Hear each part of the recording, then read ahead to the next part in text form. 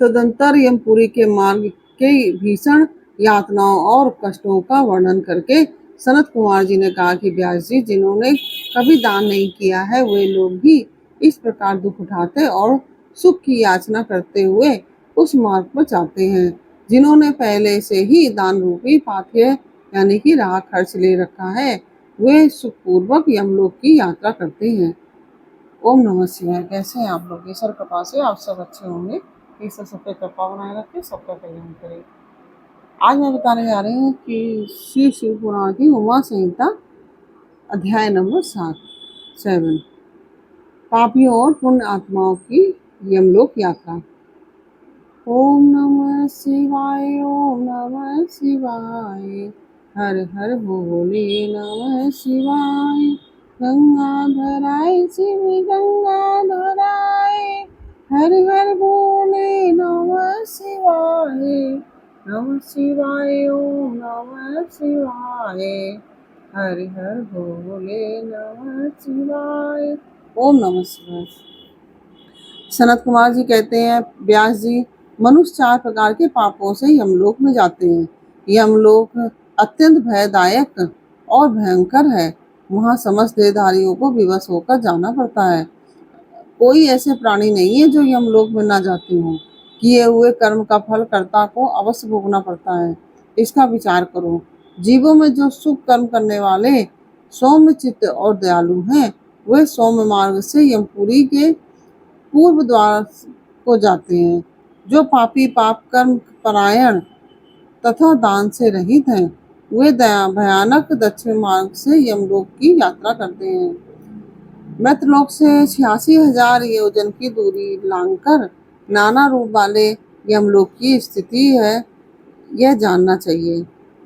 नाना रूप वाले यमलोक की स्थिति है, यह जानना चाहिए। पूर्ण कर्म करने वाले लोगों को तो वह नगर निकटवर्ती सा जान पड़ता है, परंतु भयानक मार्ग से यात्रा करने वाले पापियों को वह बहुत दूर स्थित दिखाई देता है।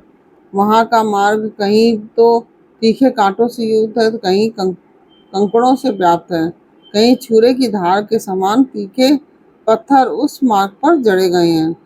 कहीं बड़ी चौड़ी कीचड़ फैली हुई है। बड़े बड़े पातकों के अनुसार वहाँ की कठिनाइयों में भी भारीपन और हल्कापन है। कहीं कहीं यमपुरी के मार्ग पर लोहे की सुई के समान तीखे डांप फैले हुए हैं। तदंतर यमपुरी के मार्ग की भीषण यातनाओं और कष्टों का वर्णन करके सनत कुमार जी ने कहा कि व्यास जी, जिन्होंने कभी दान नहीं किया है, वे लोग भी इस प्रकार दुख उठाते हैं और सुख की याचना करते हुए उस मार्ग पर जाते हैं। जिन्होंने पहले से ही दान रूपी पाथेय यानी कि राह खर्च ले रखा है, दान रूपी जो राह खर्च है वह ले रखा है, वह सुखपूर्वक यमलोक की यात्रा करते हैं। क्योंकि ये दान पुण्य करते हैं, यही हमारे साथ जाता है और यही हमारा पाप पुण्य का लेखा वो दिखाता है। वे अगर हम दान पुण्य करेंगे तो सुखपूर्वक उस रास्ते से जाएंगे। वे सुखपूर्वक यमलोक की यात्रा करते हैं। इस रीति से कष्ट उठाकर पापी जीव जब प्रेतपुरी में पहुंच जाते हैं, तब उसके इस विषय में यमराज को सूचना दी जाती है। उनकी आज्ञा पाकर दूत उन पापियों को यमराज के आगे ले जाकर खड़ा करते हैं। वहाँ जो शुभ कर्म करने वाले लोग होते हैं, उनको यमराज स्वागत पूर्वक आसन देकर पाद और अर्ध निवेदन करके प्रियव्रताओं के द्वारा सम्मानित करते हैं और कहते हैं, वेदोक्त कर्म करने वाले महात्माओं, आप लोग धन्य हैं, जिन्होंने दिव्य सुख की प्राप्ति के लिए पुण्य कर्म किया है। अतः आप लोग दिव्यांगनाओं के भोग से भूषित तथा संपूर्ण मनोवांछित पदार्थों से संपन्न निर्मल स्वर्ग लोक में जाइए।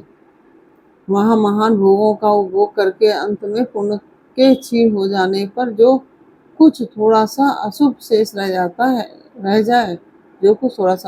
जाए, उसे फिर यहाँ आकर भोगिएगा।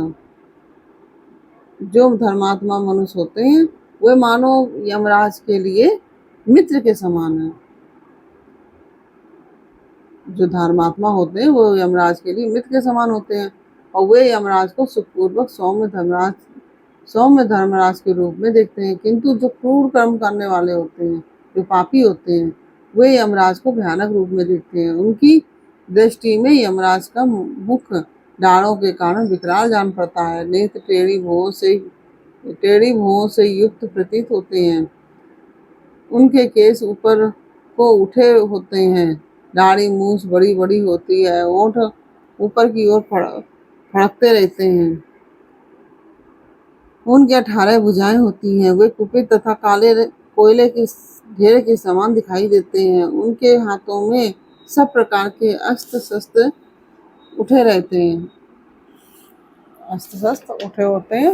वे सब प्रकार के दंड का भय दिखाकर उन पापियों को डांटते रहते हैं।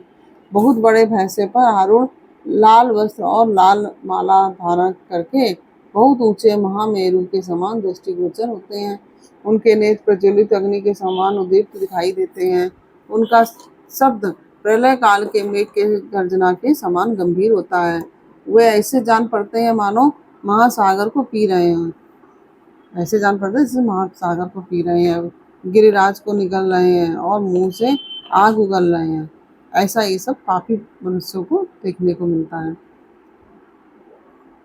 उनके समीप प्रलय अग्नि के समान प्रभाव वाले मृत्यु देवता खड़े रहते हैं। काजल के समान काले काल देवता और भयानक कृतांत देवता भी रहते हैं। इनके सिवा मारी, उग्र महामारी, भयंकर कालाती, अनेक प्रकार के रोग तथा भांति भांति के भयावह कुष्ठ मूर्तिमान हो, हाथों में शक्ति, शूल, अंकुश, पास, चक्र और खड्ग लिए खड़े रहते हैं। वज्रतुल्य मुख धारण करने वाले रुद्रगण शूर, तरकस और धनुष धारण किए वहां उपस्थित होते हैं। सभी नाना प्रकार के आयुध धारण करने वाले महान वीर एवं भयंकर हैं। इनके अतिरिक्त असंख्य महावीर यमदूत, जिनकी अंग कांति काले रंग की काले कोयले के समान काली होती है, संपूर्ण अस्त्र शस्त्र लिए बड़े भयंकर जान पड़ते हैं। ऐसे परिवार से घिरे हुए घोर यमराज तथा भीषण चित्रगुप्त को पापिष्ट प्राणी देखते हैं। यमराज उन पाप कर्मियों को बहुत डांटते हैं और भगवान चित्रगुप्त धर्मयुक्त वचनों द्वारा उन्हें समझाते हैं। इस प्रकार से यह अध्याय पूर्ण हुआ। यह अध्याय आपको कैसा लगा यह मुझे कमेंट बॉक्स में अवश्य बताइए। अच्छा लगा हो तो वीडियो को लाइक शेयर अवश्य कीजिए। कमेंट में ओम नमः शिवाय अवश्य लिखिए। फिर मिलते हैं आपसे अगले अध्याय के साथ अगले वीडियो में। तब तक के लिए ओम नमः शिवाय। राधे राधे।